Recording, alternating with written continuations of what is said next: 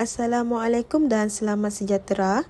Kami dari Kumpulan 2 ingin membentangkan Malaysia, ASEAN menerima dan menolak pelarian Rohingya, kempen kebencian dan kem Wang Kelian. Ini adalah ahli kumpulan saya, Muhammad Saifullah, Felindra Dominik, Ifarina Dana, Nurma Suraya dan Nur Ashikin.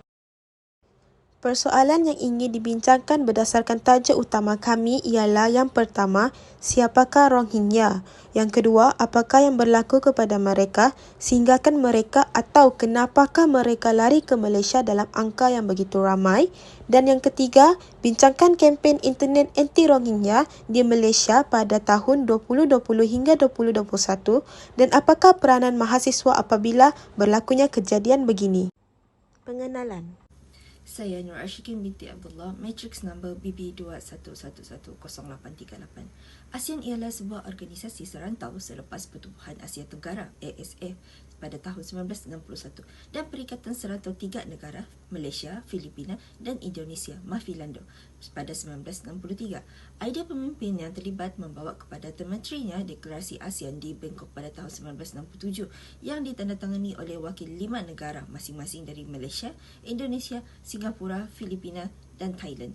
Sejak 2017 lagi, kemelut politik ketenteraan dan etnik di salah satu negara anggota ASEAN iaitu Myanmar menimbulkan cabaran luar biasa bagi ASEAN untuk mencapai matlamat keamanan serantau. Kini ASEAN dianggotai 10 negara dan Malaysia dikenali sebagai founding fathers kepada Pertubuhan ASEAN dalam menubuhkan satu entiti rantau yang menjadi payung kepada rantau Asia Tenggara. Objektif ASEAN ialah mempercepatkan pertumbuhan ekonomi, kemajuan sosial dan pembangunan budaya serta keamanan serantau. Namun, isu etnik Muslim Rohingya di Myanmar menghalang ASEAN untuk mencapai keamanan serantau, di mana pihak tentera melakukan pelanggaran hak asasi manusia terhadap etnik Rohingya. Dan etnik ini mencari perlindungan di negara jiran iaitu Bangladesh, Malaysia dan Thailand, serta kualiti kehidupan mereka yang rendah kerana terdapat kekangan akses kepada pendidikan dan kesihatan. Seterusnya, reaksi Malaysia. Sebagai negara anggota ASEAN, Fasal 2 Piagam ASEAN, _E, prinsip tidak campur tangan urusan dalam negara anggota. Namun, ini tidak menyebabkan Malaysia untuk lepas tangan dalam isu ini kerana terdapat doktrin tanggungjawab melindungi hak asasi yang telah diiktiraf oleh negara anggota PBB pada persidangan 2005. Namun, pada 2020 hingga 2021, tercetusnya kempen anti-Rohingya di Malaysia. Oleh itu, saya serahkan kepada pembentang seterusnya dalam mengupas lebih lanjut perkara ini serta menjelaskan siapakah Rohingya dan kenapa mereka lari ke Malaysia dengan angka yang begitu ramai dan apakah peranan mahasiswa apabila perkara seperti ini berlaku. Assalamualaikum dan selamat sejahtera. Nama saya Ifarina binti Dana, BB21110894. Persoalannya, siapakah Rohingya? Rohingya adalah kumpulan etnik di negara rakyat Myanmar. Mereka dikenali sebagai kumpulan etnik Indo-Arya Muslim Sunni. Mereka juga menetap di Arakan dan penyebaran agama Islam semakin berkembang selepas kedatangannya pedagang-pedagang Islam.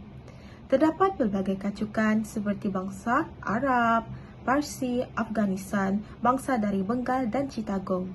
Keadaan fizikal seperti warga yang berasal dari India, iaitu berwarna kulit yang gelap. Mereka juga dikenali sebagai minoriti terasing. Mengapakah mereka dikenali sebagai minoriti terasing? Kerana apabila kedatangan pihak British yang mengkategorikan kaum Rohingya ini sebagai other telah kekal sehingga kini dalam pemikiran masyarakat Myanmar, walaupun setelah memperolehi kemerdekaan dan etnik ini telah diusir dari negeri mereka sendiri. Berikut merupakan etnik Rohingya. Seterusnya, saya Nurma Suraya akan menjelaskan tentang persoalan apakah yang berlaku kepada mereka sehingga mereka atau kenapakah mereka lari ke Malaysia dalam angka yang begitu ramai.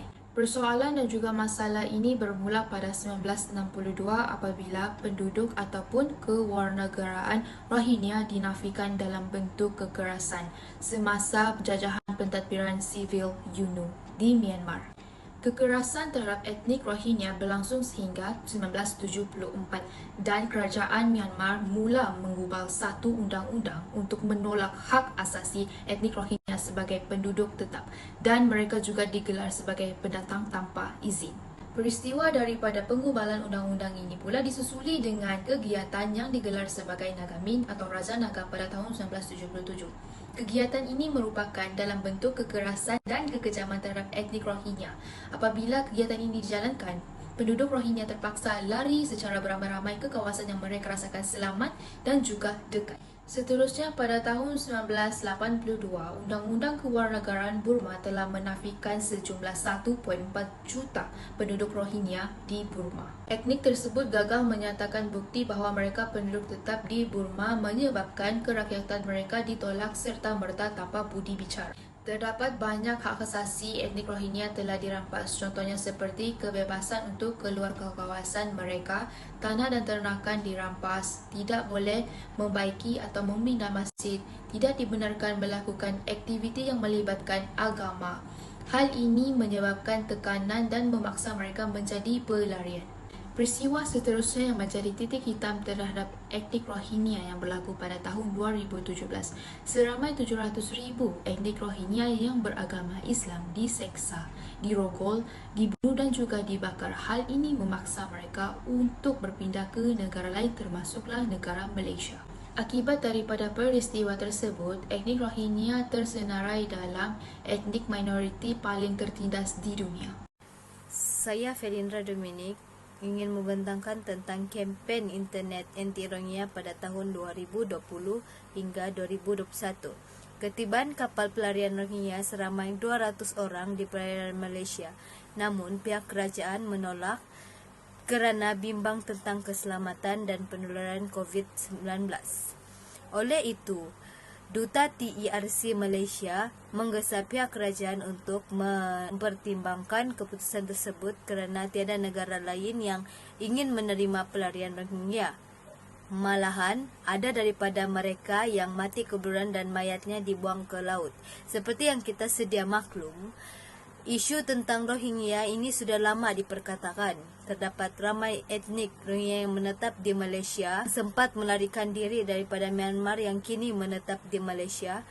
Namun penyebaran berita palsu yang mengatakan etnik Rohingya yang menetap di Malaysia menuntut hak sama rata di Malaysia yang menyebabkan kebencian terhadap Rohingya semakin bertambah. Seterusnya, kempen anti-Rohingya menjadi besar pada Jun 2021 apabila Jabatan Imigresen menyebarkan poster seperti yang ditunjukkan di atas.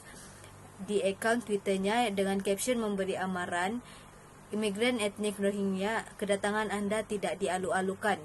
Terdapat pelbagai reaksi netizen seperti memberi kecaman, cacian dan ugutan. Namun, kempen ini mendapat perhatian daripada kumpulan hak asasi yang tidak bersetuju dengan kempen ini. Peranan-peranan mahasiswa apabila berlakunya kempen seperti ini.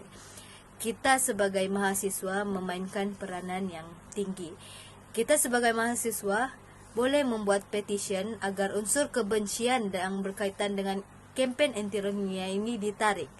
Kita tidak sepatutnya menyokong sentimen kebencian kerana jelasnya etnik Rohingya ini memerlukan hak asasi.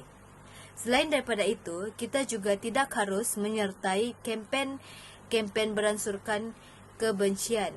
Terakhir sekali, kita sebagai seorang mahasiswa juga harus mendedahkan diri dengan isu-isu yang berlaku di sekeliling kita.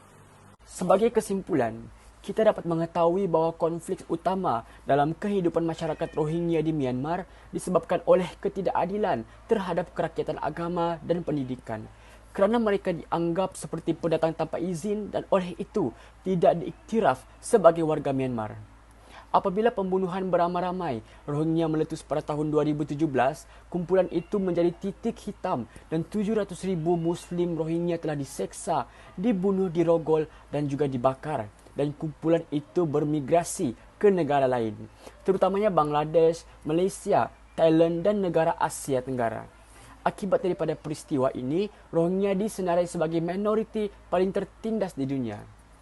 Disebabkan hal ini, pelarian Rohingya telah menjadikan Malaysia tempat tinggal sementara mereka dan akhirnya mencetuskan pelbagai perkara yang buruk. Sehingga ke hari ini, pelarian Rohingya ini masih tidak dapat diterima oleh Myanmar, iaitu negara asal mereka sendiri.